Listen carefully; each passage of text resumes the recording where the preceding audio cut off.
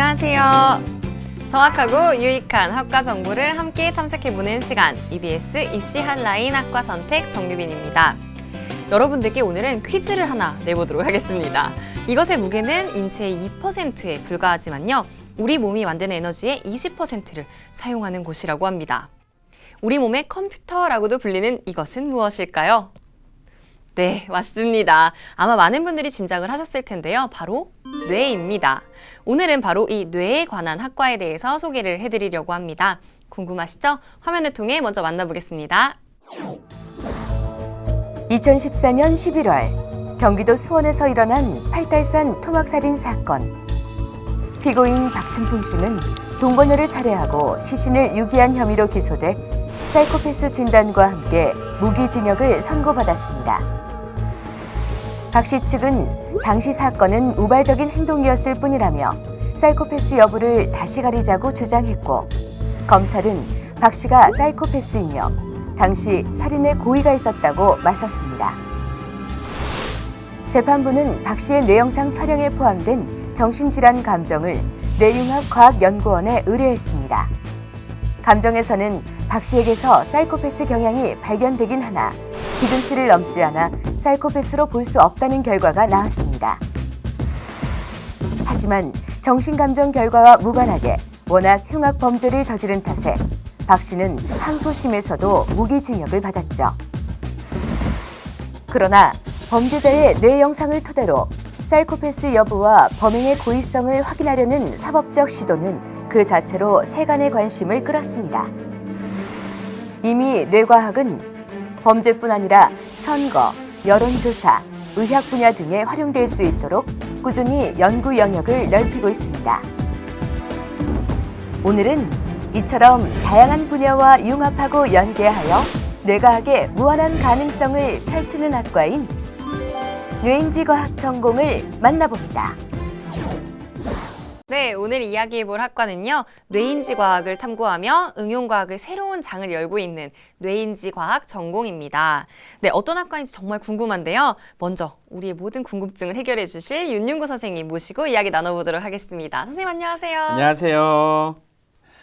학과에 대한 여러분들의 궁금증을 깔끔하게 정리해서요. 시원하게 해결해주는 윤윤구입니다.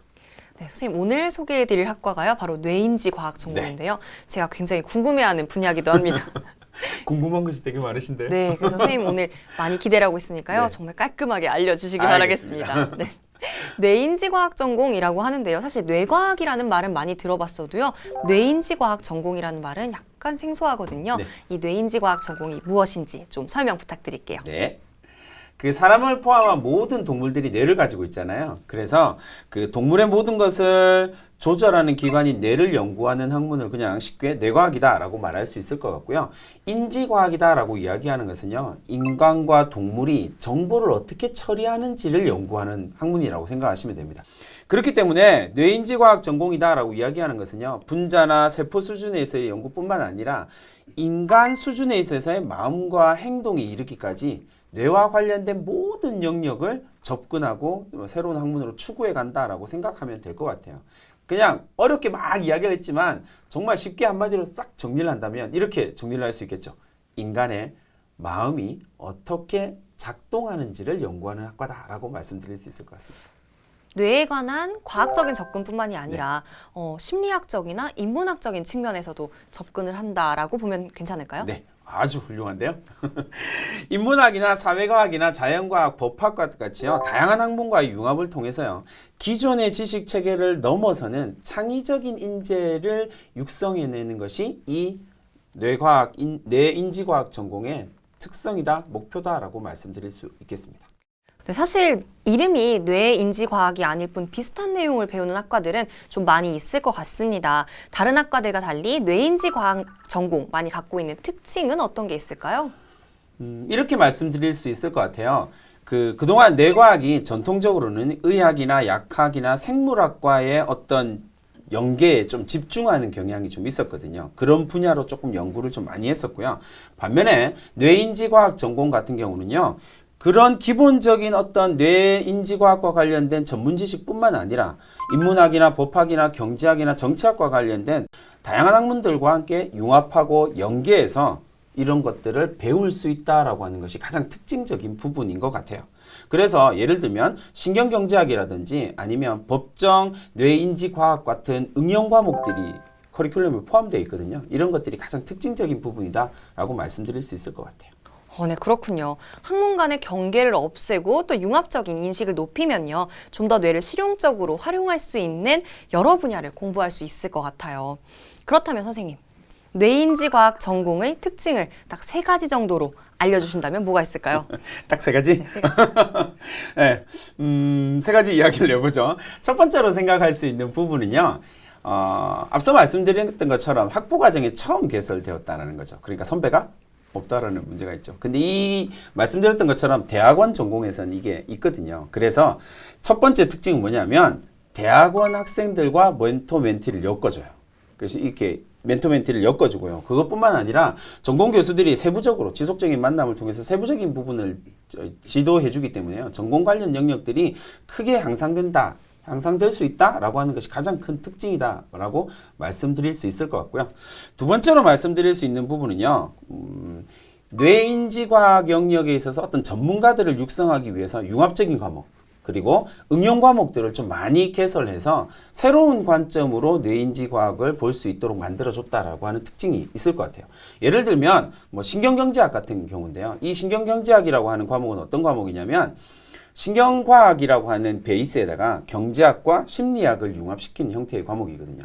이 과목이 추구하고자 하는 가장 핵심적인 건 뭐냐면 인간이 비합리적인 행동을 하는 이유가 뭔지를 설명하려고 하는 과목이에요. 그래서 되게 융합적이고 새로운 과목이다라는 걸 말씀드릴 수 있겠죠. 세 번째로 말씀드릴 수 있는 건요. 전공 내에서 실용인재 트랙하고요. 그리고 학문 후속 세대 트랙으로 나누어서 이렇게 명확하게 구분해서 지도를 하고 있다라고 하는 것도 특징적인 부분입니다. 선생님께서 이렇게 딱 3가지로 정리를 해주시니까요. 특징이 딱딱 머리에 와 닿습니다. 네, 그렇다면요. 우리가 이 뇌인지 과학 전공에 주목해야 되는 그리고 관심을 가져야 하는 그런 이유는 무엇일까요?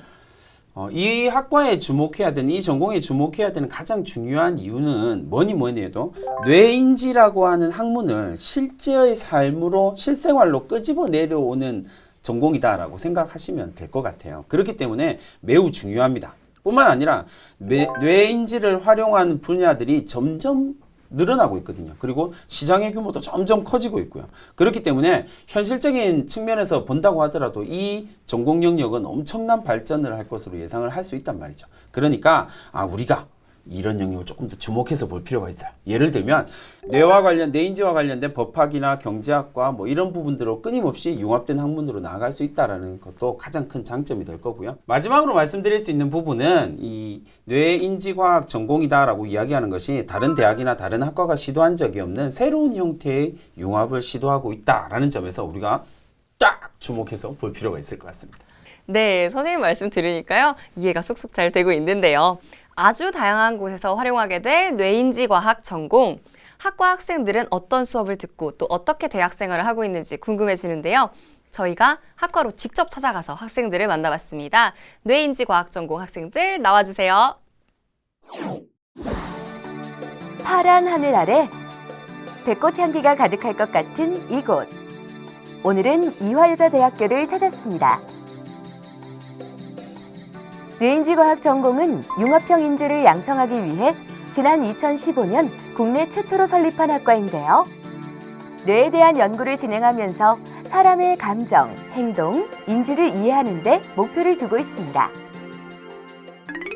원래 뇌과학 하면은 몇 군데 측면에서 살펴볼 수 있는데요. 우선은 생물학과에서 뇌신경생물의 한 측면이 있고, 그 다음 심리학과에서 좀 더 실험적이고 사람의 마음을 정량적으로 이해하는 부분에 관련된 부분이 있고, 그 다음에 의학에서도 병과 정상인의 차이를 통해서 사람의 지금 말씀드린 정서, 행동, 인지를 이해하려는 노력이 있었는데, 이를 조금 더 효율적으로 하기 위해서 생긴 과이고, 선진국에서는 약 20여 년 전부터 뇌인지과학과가 생기고 있습니다.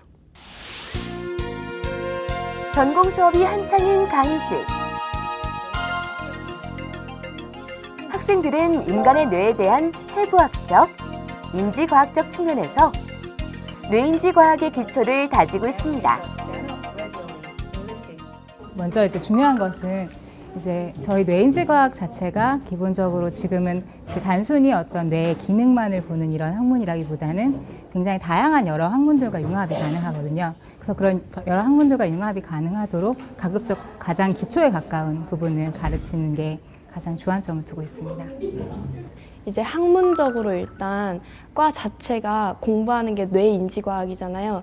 이게 어떤 세상에 뭔 자극을 받고 내가 어떤 반응을 할 건데 그 사이에 여기서 뭐가 일어나는지 그걸 공부하는 학문이거든요.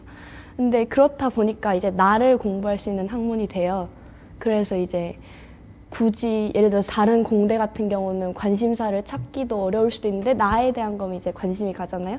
그런 점에서 좋은 것 같고 또 그거 말고 이대 뇌인지는 학교에서 일단 지원을 많이 해주는 신설학과다 보니까 여러 가지 면에서 혜택을 많이 받는 것 같아요.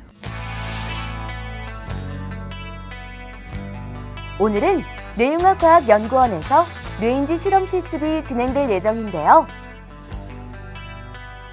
뇌융합과학연구원은 의학, 자연과학, 공학 분야와 더불어 인문사회과학 분야까지 아우르는 융합 뇌과학 연구를 수행하는 곳이라고 합니다.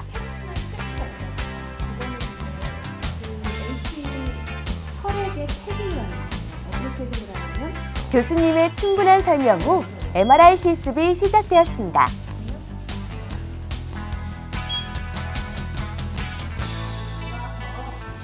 뇌인지과학 전공 학생들은 교내에 갖춰진 최첨단 시설을 통해 이론 수업에서 배운 내용들을 실습에 적용해보는 기회를 얻고 있습니다.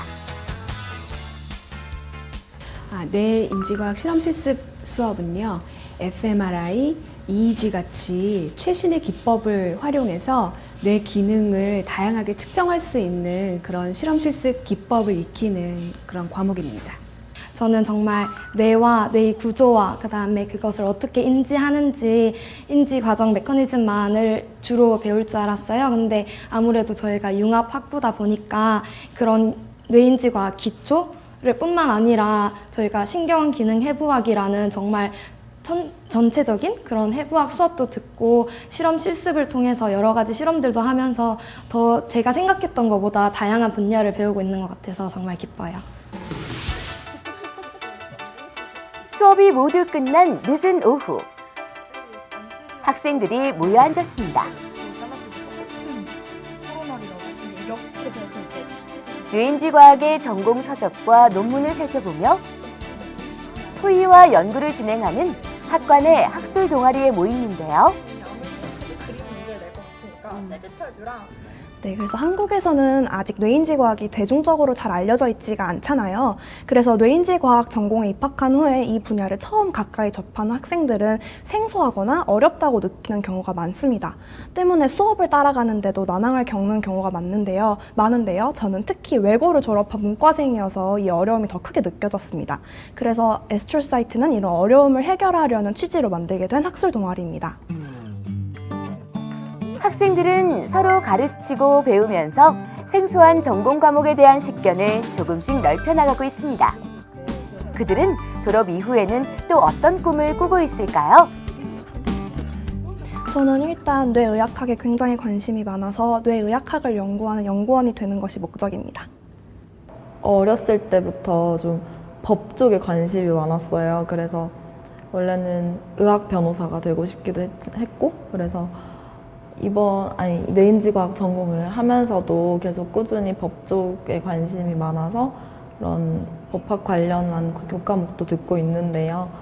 만약에 제가 계속 법 공부를 할 수 있다면 좀 더 한국의 법 쪽에 뇌과학을 조금 더 반영시킬 수 있는 사람이 되었으면 좋겠습니다.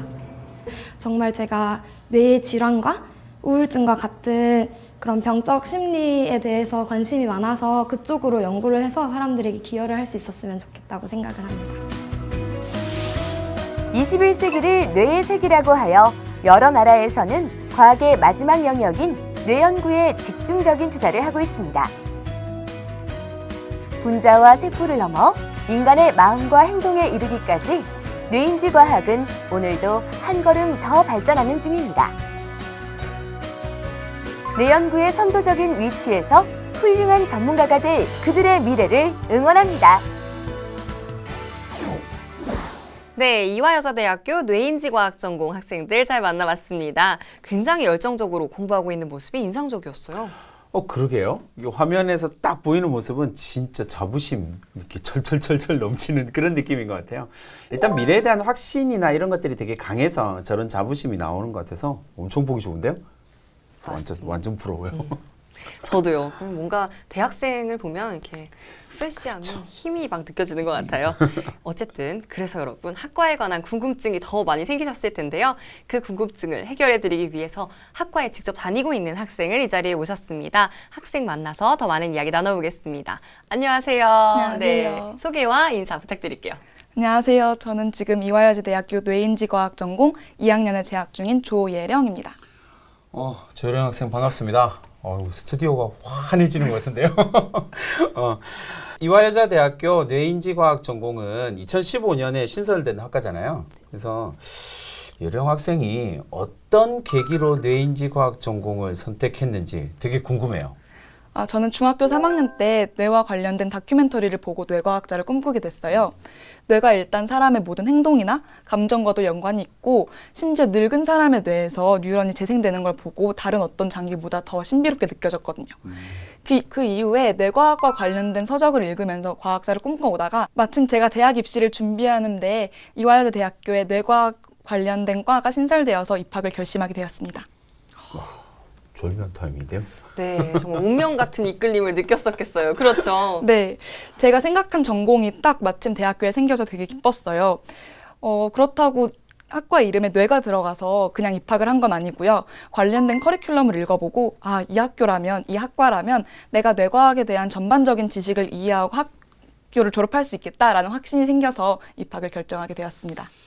중학교 3학년 때 다큐멘터리를 보고 뇌과학자를 꿈꿨다. 이거 진짜 쉽지 않은 것 같은데요. 그 이전에도 혹시 과학을 되게 좋아했었나요? 네. 웃으실지 모르겠지만 저는 이전부터 과학에 관심이 되게 많아서 퀴리 부인 같은 과학자가 되는 게 꿈이었어요. 사실 되게 젊음이나 다 바쳐서 힘들게 연구한 걸 다른 사람들을 위해서 특허도 내지 않고 공개한다는 건 쉽지 않은 결정이잖아요. 저는 어릴 때부터 퀴리 부인처럼 언젠가는 사람들한테 도움이 되는 연구를 하는 과학자가 되고 싶었습니다. 네. 어렸을 때부터 정말 멋진 꿈을 가지고 있었네요. 그렇다면 그렇게 다른 이들을 도와줄 수 있는 과학자를 꿈꾸면서 뇌인지과학 전공에 입학을 했잖아요. 그래도 막상 들어가 보니까 예상했던 것과 달랐던 점들이 있었을 거예요. 힘들었던 점은 없었나요? 제가 힘들었다고 말하기보다는 오해했던 부분이 있었던 것 같아요.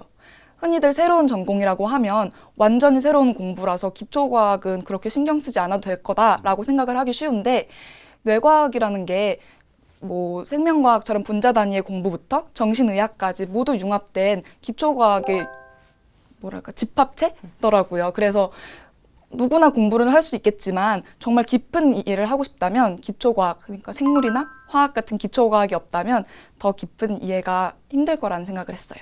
맞습니다. 역시 기초를 탄탄히 다지는 것만큼 중요한 게 또 없는 것 같아요. 어느 학과에서나 기초를 계속해서 강조하고 있는 거라고 느껴지고 있습니다. 자, 그렇다면요, 뇌과학의 기초를 배우는데 특별히 어려웠던 점은 없었나요? 네, 당연히 있었죠. 제가 제일 힘들어했던 건 일단 뇌가 나눠지는 영역이 정말 많다는 거였어요. 고등학교 생물 시간에는 그냥 해봤자 전두엽, 후두엽 구분 정도밖에 배우지 않거든요. 근데 교수님이 말씀을 하시는데 정말 모르는 부분이 너무 많은 거예요. 2학년이 된 지금도 신경해부학 이론을 배우고 있지만 모르는 게 더 많을 정도로 뇌를 이해하기 전에 알아야 되는 전문 어휘가 많다는 게 이 공부의 가장 핵심적인 어려움인 것 같습니다. 사실 솔직하게 말씀드리면 그냥 사진으로만 봐도요. 뇌의 이렇게 구조나 모양이 한숨이 나오는 그 어려운 그런 거잖아요. 그러니까 당연히 그 모든 기능을 외우고 또 이해하려고 하면 정말 많이 공부를 해야 할 것 같습니다. 우리 뇌인지과학 전공 학생들 정말 존경스럽습니다. 네, 예령 학생은 그렇다면요, 학과 수업 이외에 또 다른 활동을 하는 것들도 있을까요? 네, 저는 지난 겨울 동기들이랑 봉사팀을 꾸려서 지역 아동센터로 봉사활동을 다녔는데요. 교수님이 놀이가 감정교류를 통해서 뇌를 더 건강하게 만들 수 있다고 말씀을 하셨거든요. 그래서 뇌과학자가 되기 전에 우리가 뇌과학자로서 가져야 될 소양이 뭐가 있을까 하다가 저희가 할 수 있는 거, 지역 아동센터에 가서 아이들이 놀아주자라는 결심을 해서 봉사를 시작했습니다. 사람의 뇌를 연구하는 과학자라면 단순히 과학이나 기술의 발전만을 추구할 게 아니라 사람에 대한 애정을 먼저 가져야 된다는 걸 배울 수 있었습니다. 그렇군요. 네, 사람에 대한 애정이 뇌과학자가 되기 위한 그 기본적인 소양이다라는 말이 굉장히 와닿고 인상적인데요. 저 예령 학생 말에 정말 전적으로 동의합니다. 네, 예령 학생과 함께 뇌인지과학 전공에 대해서 이야기를 나누고 있는데요. 이야기를 나눌수록 무궁무진한 발전 가능성을 보이고 있는 학과구나라는 생각이 듭니다. 그렇다면 다른 학생들은 학과에 대해서 어떤 생각을 가지고 있는지 궁금해지는데요. 화면을 통해 학생들의 이야기 들어봤습니다.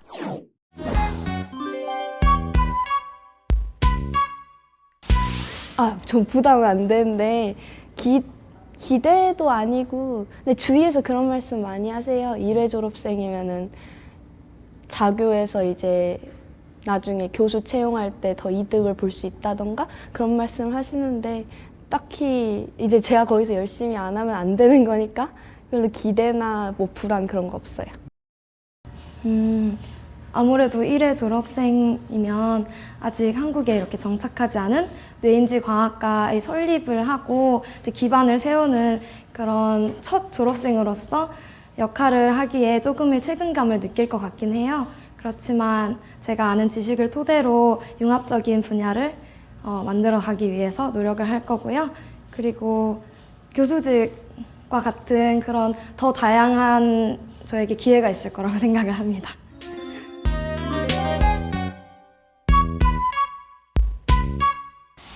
저는 도전 정신이 뛰어난 후배들이 저희 과에 입학했으면 좋겠다고 생각합니다. 생물 관련된 분야 중에서 뇌가 아직 아무것도 밝혀지지 않은 미지의 존재인데요. 아무것도 밝혀지지 않은 미지의 존재에 대해서 자신의 도전 정신을 가지고 하나하나 밝혀나가는 그런 보람을 느낄 수 있는 과이기 때문에 도전 정신이 있는 친구들이 도전을 했으면 좋겠습니다. 저는 유일하게 가지고 있는 취미가 일기 쓰기라는 활동인데 일기를 쓰면서 제가 어떤 마음 상태인지 그게 되게 저는 궁금해요. 그래서 이게 수시간 동안 글을 쓰다 보면은 제가 어느 정도 답이 나오거든요. 제가 어느 감정 상태인지. 그럼 이제 궁금해지기 시작하는 거예요. 제가 왜 이런 마음을 갖게 됐을까? 인체에서는 어떤 생리작용으로 내가 이런 마음을 갖게 된 거지? 하고 궁금해요. 저처럼 저한테 관심 있고 제 마음에 관심 있는 친구들이 여기를 지원하면은 이제 처음부터 관심을 가지고 학과 생활을 재밌게 공부를 할 수 있을 것 같아요. 네, 뇌인지 과학 전공 학생들 잘 만나봤습니다. 이 학과의 세계적인 추세나 미래 전망은 어떠한지도 궁금합니다. 네, 2014년에 오바마 대통령은요, 이 분야에 대해서 1억 달러 투자를 결정하면서 이른바 브레인 이니셔티브라고 이야기하는 것을 선언을 했거든요. 뿐만 아니라 유럽연합은요, 휴먼 브레인 프로젝트라고 해서 아주 활발하게 이 분야에 대한 연구를 진행을 하고 있습니다. 그러니까 뇌인지과학의 영역이 점점 커지고 있고 그리고 중요성도 중요해지고 있기 때문에 점점 커지고 있기 때문에 적극적인 투자가 이루어지고 있는 거죠. 뇌인지과학은 생명과학의 마지막 탄광이다라고 이야기를 하고 있거든요. 그래서 세계적인 도전과 투자가 지속적으로 이루어지고 있기 때문에 앞으로 계속 커갈 것이다 라고 이야기할 수 있을 것 같습니다. 네, 아무래도 투자의 증가는요, 관련 분야의 전문가를 필요적으로 요구한다는 거잖아요. 네. 그죠? 그러다 보니까 관련 산업의 빠른 발전도 이루어질 것이고요. 진출할 수 있는 영역도 넓어질 거라는 생각이 듭니다. 그렇다면 뇌인지과학 전공을 졸업한 후에는 어떤 분야로 또 진출할 수 있을지? 일단 융합적인 학문을 배우고 다양한 학문을 배우고 있기 때문에 길은 엄청나게 열려 있겠죠. 그렇게 말씀드릴 수밖에 없을 것 같아요. 그러니까 예를 들어서 가장 대표적인 진출 케이스는 어차피 대학원이 될 것 같아요. 연구 자리를 선점하는 것도 되게 중요해요. 그래서 의학 전문이라든지 법학 전문이라든지 아니면 뇌인지와 관련된 대학원에 진출해서 연구직으로 진출하는 게 가장 일반적이고 뭐 추천할 만한 경로가 될 것 같고요. 더불어서 그 뇌질환과 관련된 기업이나 아니면 연구소에서 전문가로 활동할 수 있을 뿐만 아니라요. 이제 한 단계 더 나아간다면 이렇게 이야기할 수 있겠죠. 사람의 심리학이나 인지과학을 활용해서 물건을, 제품을 개발해내는 기업으로도 진출할 수 있는 길이 열리게 되거든요. 예를 든다면 전 세계에서 가장 대표적인 검색 엔진을 가지고 있는 회사의 그 검색 엔진의 모티브가 뉴런의 방사형 모양에서 나온 거거든요. 그러니까 뇌 인지를 연구하는 과학자들을 섭외해서 그런 검색 인증의 기능을 점점 강화해 가고 있다라고 말씀을 드릴 수 있는 거죠. 그런 분야로도 얼마든지 열려 있고요. 또 뭐 한 단계 더 나아간다면 과학과 관련된 분야의 공무원으로도 나아갈 수 있을 거고요. 뭐 변리사, 의학과 관련된 변리사의 역할이나 아니면 뭐 과학과 관련된 전문 방송인, PD나 뭐 기자 이런 활동들도 길이 열려 있을 것 같습니다. 굉장히 다양한 네. 분야로 이렇게 나아갈 수가 있네요. 진출이 가능하군요. 놀랍습니다. 뇌인지과학 전공을 희망하는 이 입시 준비생들에게 예령 학생이 해주고 싶은 이야기가 있나요? 네, 저는 수시, 그중에서도 학생부가 중요했던 미래인재 전형과 수학과학 특기자 전형을 통해서 입학을 했는데요. 이런 전형을 통해서 입학하고 싶어하는 친구들은 보통 활동을 굉장히 중요하게 생각해요. 근데 그렇다고 뇌과학 활동이 없다고 지원을 꺼려하진 않았으면 좋겠어요. 아무래도 고등학생이 뇌과학 관련 활동을 하긴 굉장히 어렵잖아요. 그 대신 본인이 어떤 활동을 했던 간에 그 활동을 통해서 본인이 뇌과학자가 되기 위한 이런 자질을 배웠다. 아니면 뇌를 이렇게 바라볼 수 있는 시선을 배웠다 하는 걸 강조하시면 될 것 같습니다. 논술이나 정시를 준비하는 학생도 마찬가지고요. 또 아무래도 이 분야가 되게 다양한 사회적 수요를 갖고 있기 때문에 나중에 졸업 후에 어떤 연구를 하게 될지 고민을 하고 오신다면 훨씬 도움이 될 것 같습니다. 오, 정말 잘 이야기를 하는데요. 한 가지 더 덧붙여서 이야기를 한다면 뇌인지과학 전공이다라고 이야기할 때는 이제 인문계열 학생과 이공계열 학생들이 함께 지원을 할 수 있다라는 거죠. 근데 이제 뇌를 연구하는 어떤 과학적인 전문 지식도 되게 중요하지만 그것뿐만 아니라 누군가가 이 연구를 한다면 이 연구 결과를 현실의 삶에다가 갖다 붙이는 사람도 있어야 된다라고 생각을 하거든요. 그래서 이렇게 문과 성향을 가진 학생들이 이제 처음에 말씀드렸던 것처럼 실용인재 트랙으로 나아가서 이렇게 만들어 놓은 어떤 과학적 결과물들을 제도로 만들고 행정적인 지원을 해주는 그런 역할들을 담당하는 학생들도 이과를 지원해서 얼마든지 좋은 결과를 만들어낼 수 있다라고 보면 될 것 같습니다. 네, 여러분들 들으셨죠? 인문계와 자연계를 구분하지 않고 기초부터 다질 수 있는 커리큘럼을 제공한다고 하니까요. 평소에 뇌과학에 관심을 갖고 있던 친구들은요. 문을 두드려 보시면 좋을 것 같습니다. 자, 오늘은 조혜령 학생과 함께 뇌인지과학 전공에 대해서 쭉 이야기를 나눠봤는데요. 이야기를 나누다 보니까 벌써 시간이 이렇게 갔습니다. 그럼 마지막으로요. 우리 예령 학생의 앞으로의 목표는 무엇인지 좀 이야기해 주세요. 네, 저는 저희 과가 속해 있는 융합학부라는 이름처럼 융합형 인재가 되는 게 목표예요. 이게 단순히 인문학과 과학의 융합만을 말하는 건 아니고요. 저는 뇌 에너지 대사에 대해 관심이 많거든요. 그럼 제가 진출하고자 하는 생명과학 쪽 연구 분야와 뭐 기아 문제를 해결하는 NGO나 오랜 우주 비행을 연구하는 우주항공 분야의 개발자들과 함께 결합해서 시너지를 내는 것이 목표입니다. 그러려면 아무래도 어떤 사회 분야에서 뇌과학에 대한 수요가 있는지 알아보는 게 되게 중요하겠죠. 그러기 위해선 사회 어느 분야에서 뇌과학에 대한 수요가 발생하는지 또 그 분야의 사람들과 어떻게 공통된 목표를 가질 수 있는지 이해하는 게 되게 중요하죠. 그래서 관련된 책도 많이 읽고 고민도 많이 하고 있습니다. 아, 네, 정말 멋진 목표입니다. 네, 가슴에 큰 꿈을 품고 또 열심히 노력하고 있는 우리 예령 학생과 다른 뇌인지과학 전공을 공부하고 있는 학생들 목표하고 있는 대로 다 이루어질 수 있도록 저희도 열심히 응원하겠습니다. 오늘 유익한 정보들로 우리의 궁금증을 해결해 주신 윤윤구 선생님께도 감사 인사드리겠습니다. 감사합니다. 감사합니다. 네, EBS 입시 핫라인 학과 선택, 오늘은 뇌인지과학 전공에 대해서 알아봤습니다. 과학이 발전함에 따라서요, 그에 발맞춰 새로운 학과들이 많이 생겨나고 있습니다. 미래의 세상에 대해서요, 끊임없이 상상을 해보시다 보면 꼭 필요한 전공, 그리고 나에게 꼭 맞는 전공을 찾아내실 수 있을 것 같습니다. 다음 주에도 학과에 관련된 여러분들의 궁금증을 말끔히 해결해드리기 위해서요, 더욱더 정확하고 유익한 정보로 찾아뵙겠습니다. 다음 시간에 만나요. 안녕.